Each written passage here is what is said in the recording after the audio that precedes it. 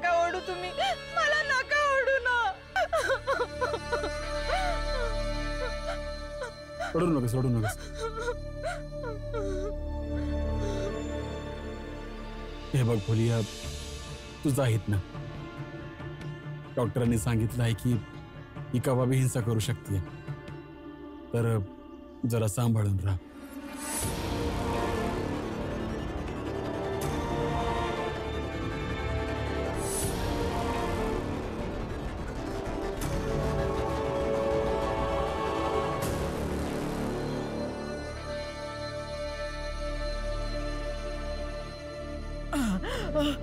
अगं फुलिया, फुलिया काय झालं? फुलिया माफ करा. काय झालं फुलिया, बोल ना. माफ करा. सांगतेस का मला काय झालंय? काय झालं? आई, नक्की जिजाबाईमुळे हिची अवस्था अशी झाली आहे. अगं गरजच काय होती त्या येडीजवळ जायची. चल लवकर आता, चल चांगल्यापणे शांत राहा. चल चल, इथं शांततेत ना गपगुमान उभी राहा. आई, या जिजाबाईने लई पाप केले आहेत, म्हणून हिच्या सोबत असं समज होत आहे. चल.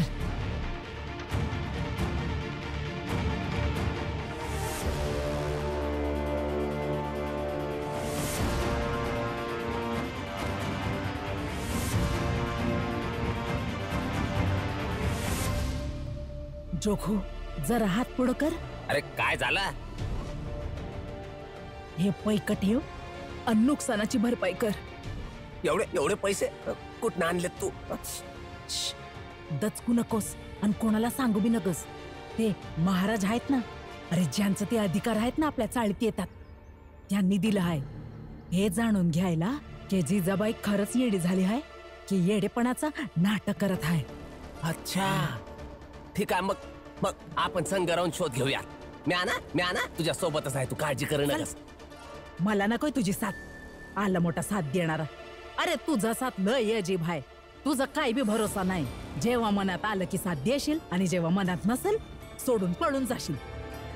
हे समजा राहून दे, नुकसान भरपाई कर.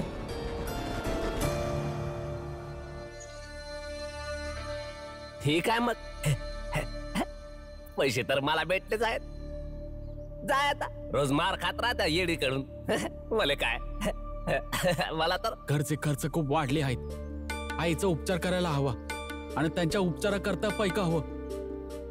बाबा एकटे नाही सांभाळू शकत, परिवार आपला मोठा आहे ना. मी तर म्हणतोय की आपण मुंबईच्या बाहेरच जाऊया. जसे यावेळी पैसे कमवून आलो तसं कमवू पैसे परत. पुन्हा नाही कमवू शकणार दादा. का नाही कमवू शकणार? यावेळी तू जिथे पैसे कमवायला काम करायला गेला होता तिथे पैसे ह्यामुळे कमवू शकलास कारण तिथले लोक तुला ओळखत नव्हते. तुझी जात कोणाला माहित नव्हती. विश्वास ठेव, जर काही दिवस तिथे राहिला असता ना तर तिथल्या लोकांनी देखील तुझ्यासोबत अशीच वागणूक केली असती जशी वागणूक आपल्याला इथले मुंबईचे लोक करतात. मग तर आपण कुठेही जास्त दिवस काम करू शकणारच नाही. त्याचा अर्थ आपलं आयुष्य नेहमीच भटक्यांसारखंच संपून जाणार का? नाही दादा, वेळ बदलेल. वेळ बदलेल जर दोन मधून एक गोष्ट घडली तर तेव्हाच आपण स्थायी रूपी काम करू. पहिली गोष्ट की आपण इतके मोठं व्हायचं की आपण आपल्या मर्जीने काम करू शकू. मग आपल्याला विचारणारा थांबवणारा कोणीच नसेल. नाहीतर मग हा समाज काहीतरी असा बदलला पाहिजे की आपल्याला त्यांचा भाग मानतील. आणि ह्या दोन्ही गोष्टी व्हायच्या असतील तर त्यासाठी खूप मेहनत करावी लागेल आपल्याला आणि त्यानंतर बनवावं लागेल. भीम बरोबर बोलतो. आत्ता तरी आपल्याला इथेच काम शोधायचा प्रयत्न करायला हवे. ठीक आहे, मग चालूया. काम आपण शोधत तर कुठे ना कुठे तर मिळेलच. आईला बरं करायला आपल्याला जीव तोडून काम करावं लागलं ना तरी चालेल. चला जाऊया.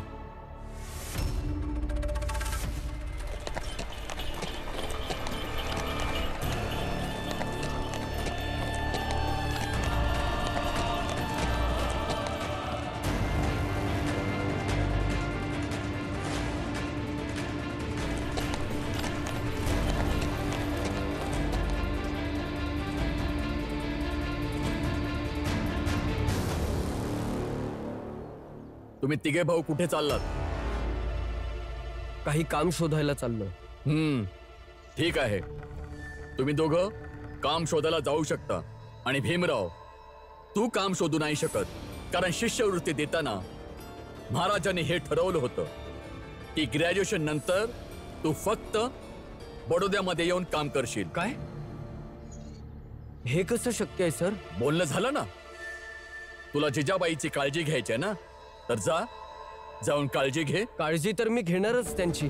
आता दिवसा ढवळ्या काहीतरी काम करेन आणि मग रात्री जाऊन घरी काळजी घेईन त्यांची. आणि बडोद्याला कसं काय येऊ शकतो? बडोदा खूप लांब आहे इथून. भीमराव, तू बडोद्याशिवाय इतर ठिकाणी काम नाही करू शकत, नाहीतर ते महाराजांच्या आज्ञेचं उल्लंघन असेल. बघा, हे सगळं मला समजतंय, परंतु तुम्ही देखील समजून घेण्याचा प्रयत्न करा. माझं संपूर्ण कुटुंब अडचणीत आहे. सर्वांना माझी गरज आहे. जिजाबाईजींची तब्येत खराब आहे आणि अशा परिस्थितीत मी त्यांना एकट्याला सोडून कसं काय येऊ शकतो? लायकीत राहा. एकदा सांगितलं ना, नाही तर नाही. तू एक जरी पाऊल उचललंस तर तुला पकडून घेऊन जाऊ. मग ठीक आहे सर, तुम्हाला मला पकडून न्यायचं असेल किंवा कसं न्यायचं असेल मला घेऊन जा, परंतु मी तर काम शोधायला जाणारच. कारण आता माझ्या कुटुंबाला माझी खूप गरज आहे आणि मी त्या सर्वांना सोडून तुमच्या सोबत नाही येऊ शकत. चल दादा. सैनिकांनो, पकडा त्याला. हे काय कर हे हे हे काय करताय? हा काय प्रकार आहे सर? हीच पद्धत आहे. आणि आता पाहतो माझ्या पद्धतीला तुझी पद्धत काय करते. सैनिकांनो, बसवा त्याला इथे. हे बघा तुम्ही हे चुकीचं करताय. मला तुम्ही असं जबरदस्ती बसवू नाही शकत. सर हे काय करताय तुम्ही? असं नाही घेऊन जाऊ शकत. हे चुकीचं होतंय. मी काय बोलतोय माझा ऐकण्याचा प्रयत्न तरी करा. बाळा दादा, तुम्ही लोक काळजी करू नका, मी लवकरच परत येईन. अहो थांबा. आता काय करायचं? आता आपण काहीच करू शकत नाही. मला तर खूप भीती वाटते आनंद, कारण राजकीय व्यवस्थेमध्ये जेव्हा कोणी अपराधी बनून जातं तेव्हा त्याच्या बरोबर काही केलं जाऊ शकतं. ही लोक भीम बरोबर काही करू शकतात. बाळदादा, बाबांना जाऊन सांगूया. हा चल. चला.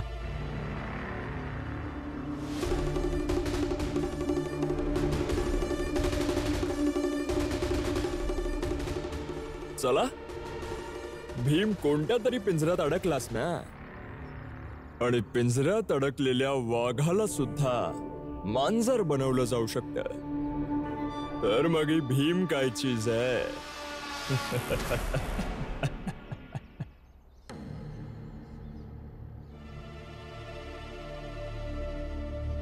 तुम्ही ही तर असं उदास का बसला हाय? लगीन हाय आज आपलं. चला बाहेर. चला उठणं लावूया. चला. जिजाबाई, नका करूस हे सगळं. ठीक आहे, मग असं करू. बोलून सगळ्यांना बोलवते आणि मग सांगते मला काय बी नाही झालं, मी बरी हाय. मग निघून जाईल भीमेश. चालल?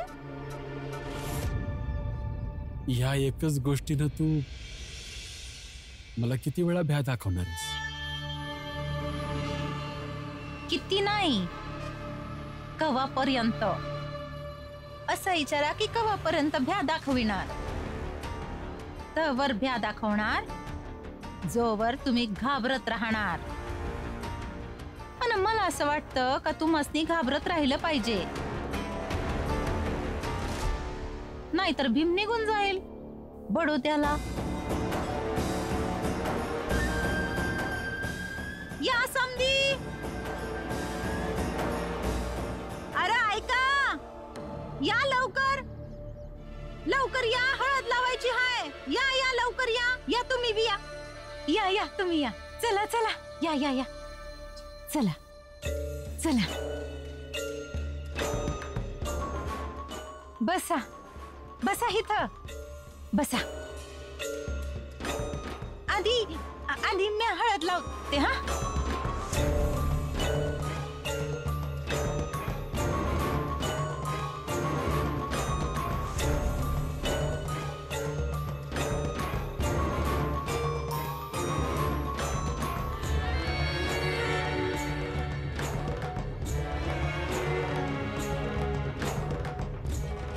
बाबा.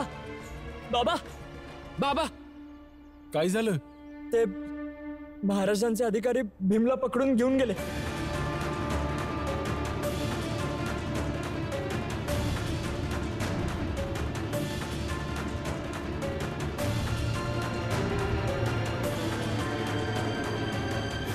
नेलं म्हणजे कुठं नेलं? बाबा, आम्ही काम शोधायला जात होतो आणि ते आले आणि बोलले की आपल्या आईच्या सेवेसाठी बडोद्याला न जायचा निर्णय घेतला तर तुला काम बी शोधू देणार नाही आम्ही. पर कुठं नेलं आहे भीमला? हा, मला वाटतं ते महाराजांच्या प्रशासनाची ते मुंबईमधली एकाई आहे तिथेच घेऊन गेले असतील. तुम्ही चला लवकर आमच्या बरोबर. चला.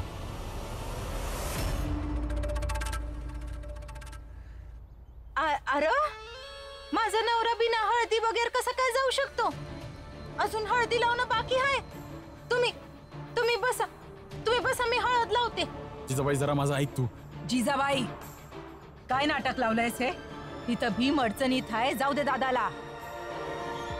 अडचणीत तर तू पाडतेस म्हातारे. दिसत नाही नवरा नवरी लगीन करत आहे आणि असं बोलतेस तू?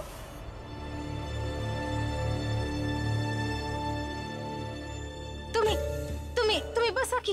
जिजाबाई, तुम्ही बसा. जिजाबाई जरा माझं बसा, ऐक तू. बसा. जिजाबाई मी येईल थोड्या वेळात परत.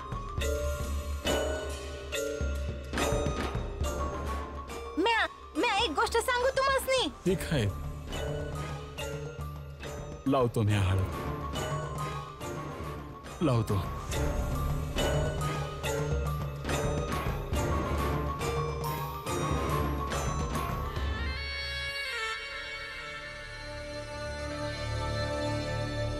आनंद, मला वाटतं आपल्या दोघांना जायला हवं. आपणच काहीतरी करूया. चल लवकर, चल.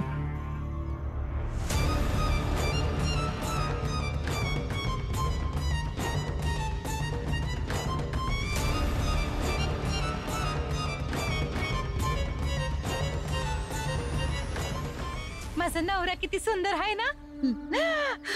लई सुंदर आहे.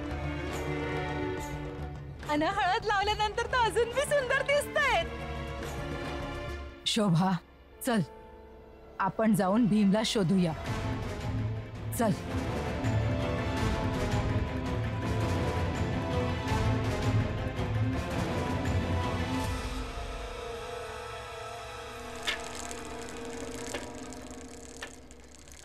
कामासाठी एवढे भटकतो आहोत की आता अख्खं गाव ओळखू लागले आणि लोक तर बघताच काम द्यायला नकार सुरू करतात. तेच तर रमा, लोक एका ठिकाणी राहून वळखीची वाटतात आणि जगणं सोपं होऊन जातं. आणि आपण जेवढे एक जागी राहतो तेवढंच अनोळखी होऊन जातो आणि जीवन जगणं तेवढंच मुश्किल होऊन जातं. हाच तर फरक आहे मोठ्या जातीच्या लोकांत आणि छोट्या जातीच्या लोकांत. ऐका, इकडं आसपास कुठं काम करायला जागा आहे का जिथे काम मिळू शकेल? हो आहे ना, खूप मोठं काम आहे. सांगा ना, आम्हाला कामाची खूप गरज आहे. पण ते माझ्याकडे नाहीये, तुमच्याचकडे आहे. माझ्याकडे म्हणजे? तुम्ही रमाबाई आहात ना, भीमरावची पत्नी. वय हाय, पण तुम्ही काय विचारताय हे? तुझ्या नवऱ्याला बडोद्याचे अधिकारी अटक करून घेऊन गेलेत. जा. काय? जा जा, लवकर सोडव त्यांना. हेच मोठं काम आहे. जा आता.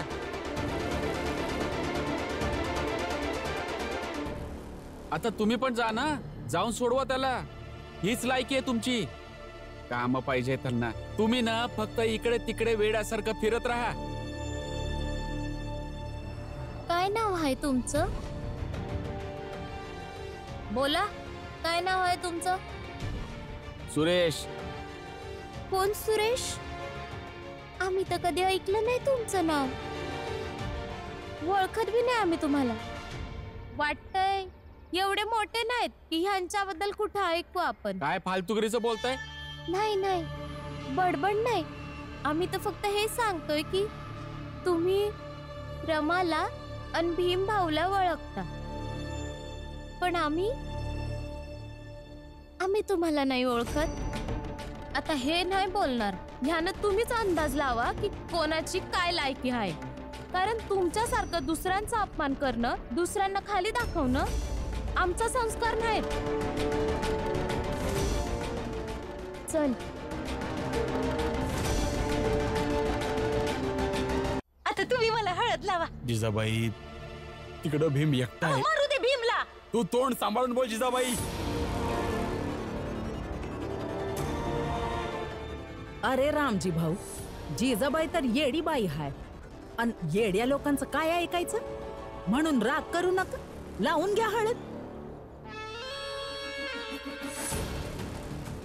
जिजाबाई हे समजा तुझं नाटक असेल ना, तर मी नक्की शोधून काढणार आणि तुला फाशीचा फंद्यावर चढवणार. हा रामजी, अरे लाव हळद, लवकर लाव. हो रामजी, काय विचार करताय? लावा हळद. अहो रामजी भाऊ, लावा की हळद. हा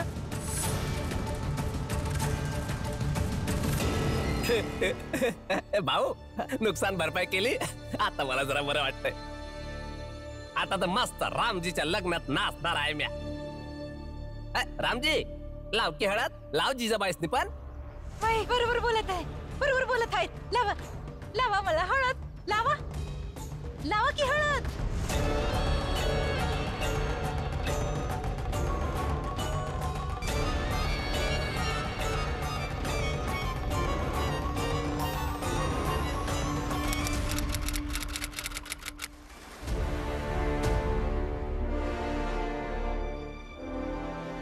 भीमराव, मी तुला आताही सांगतोय, बडोद्याला चला. हे बघा, मी आधी देखील बोललोय आणि आत्ताही बोलतोय. जिजाबाईजींना अशा परिस्थितीत सोडून, कुटुंबियांना अडचणीत सोडून मी तुमच्यासोबत नाही येऊ शकत. तर मग हे लिहून दे की तू प्रत्येक क्षण जिजाबाईची सेवा करशील आणि अशा प्रकारे फिरून काम नाही शोधणार. नाही, लिखित देखील नाही देऊ शकत. जर लिखितच द्यायचं होतं तर जेव्हा तुम्ही टांग्यात बसवून घेऊन येत होता तेव्हाच सर्व अटी मान्य केल्या असत्या. मग तुला अंदाजा नाहीये भीमराव की आम्ही तुझ्यासोबत काय करू शकतो, कोणत्या कोणत्या प्रकारची शिक्षा देऊ शकतो, आणि तुला वाचवणारा कोणी सुद्धा नसेल.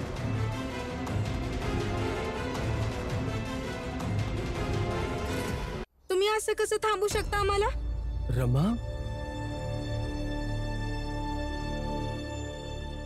आम्हाला जायचंय आत. आम्ही आतमध्ये नाही जाऊ देणार. पण मला माझ्या नवऱ्याला भेटायचंय. जाऊ दे ना आम्हाला आतमध्ये. आम्हाला आदेश आहे, आतमध्ये पाठवायचं नाही. आम्ही नाही मानत तुमच्या आदेशाला. मला माझ्या भावाला भेटायचं. आम्ही जाणार आहात. आम्हाला जाऊ द्या आतमध्ये. आम्हाला जाऊ द्या. आम्हाला आत जाऊ द्या ना. हो, आवाज ऐका सर. मला वाचवण्यासाठी सर्व लोक आले आहेत. मी सगळ्यांना पाहून घेतो, पण भीमराव तुला नाही सोडणार. माझी बायको रमा बाहेर उभी आहे आणि ती एकटी नाहीये. तिच्यासोबत माझा भाऊ, माझ्या वहिनी, सर्व लोक आहेत. तुम्ही असं कसं सर्वांना शिक्षा द्याल? आतमध्ये येऊ द्या, येऊ द्या आतमध्ये.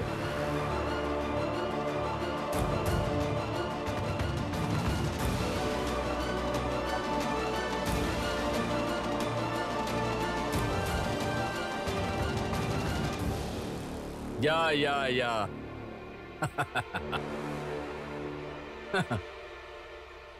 भीमराव सांगत होता की तुम्ही सगळे याल आणि त्याला सोडवून घेऊन जाल. चला पाहूया तुम्ही त्याला कसं काय सोडवून नेऊ शकता. सैनिकांनो, बंदूक आणा आणि रोखा यांच्यावर.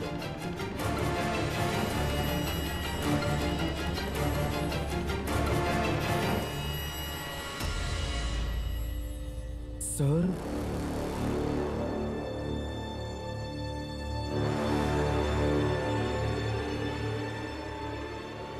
वाचवा, वाचवा भीमाला. विश्वास ठेवा, जर एक पाऊल जरी उचललं तरी गोळ्या घालू. हा शब्द आहे माझा. आता जाऊन वाचवा भीमाला.